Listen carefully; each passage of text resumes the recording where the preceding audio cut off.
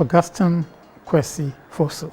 Currently a professor at the Institute of Statistical, Social and Economic Research, ISA, University of Ghana, and also distinguished visiting professor at the University of Johannesburg in South Africa, and extraordinary professor, University of Pretoria, South Africa, and research associate, University of Oxford, UK. Once upon a time, I was a little boy at Behinasi in the Achuma area, close to Kumasi, in Ghana. And my recollection was that I was not supposed to be born. I came by accident. And I also remember that I never went to school formally. I used to accompany my elder brother to school, and I used to tell a lot of stories. So the teacher said, "Why don't you come to school?" So I went to school without shoes, without a uniform, without books, with nothing. And I sat in classes, and exams came, and I happened to do well on the exams. I used other people's books, who later on told me that their parents advised them not to allow me to use their books anymore. And so I impressed upon my father, to provide some rudimentary resources for me to go to school. Now, going to school was not in my hometown, because there was no school in my hometown. So I had to walk a couple of miles to another place where the school was. So that's how it started.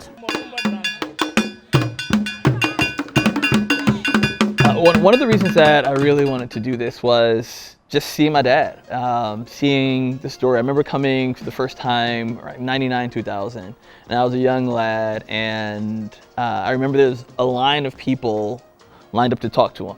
And I was frustrated, right? Because this is my time, we're going down to the village, and I wanted to spend time with him. Yet these people are, taking my time. But what I didn't realize until I got older was that my dad was investing seeds back into the village. That what he was given, he took upon himself to have the responsibility to pour it back out to others. And for me, that's why I decided to do this work. I wanted to make an impact in Ghana, and I saw the work. I saw the joy of these kids, and visiting and seeing their joy with the lack of resources. And I was like, how much more could they learn if they had even a better environment, increase the opportunity for the quality of their education. And so that's why I started in the first place. One of the reasons that I wanted to build a JHS, to be completely transparent, my dad mentioned this many years ago, and I was really scared, because I was like, I could do the water project, I could donate from our company, I could do the dual desks, but to build a school building, meant I would have to ask people for help, and I don't like asking people for help. And so I remember it took me several years to really heed the advice of my dad to build the school. And hearing the stories from the headmaster and seeing from the students that some of them had to study under trees, and seeing the overcrowding in their current facilities, or when it would rain, they'd have to move out. I decided it was time to get past myself to be able to serve others.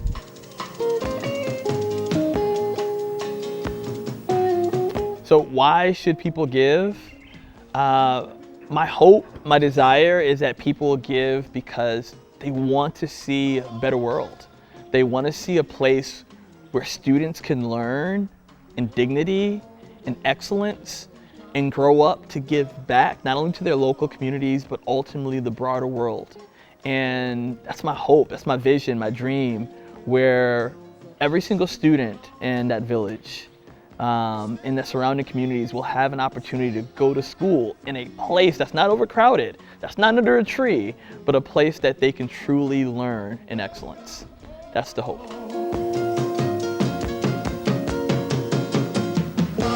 My hope is that individuals will look out the window and then see that they can do something very special with their money, with their resources.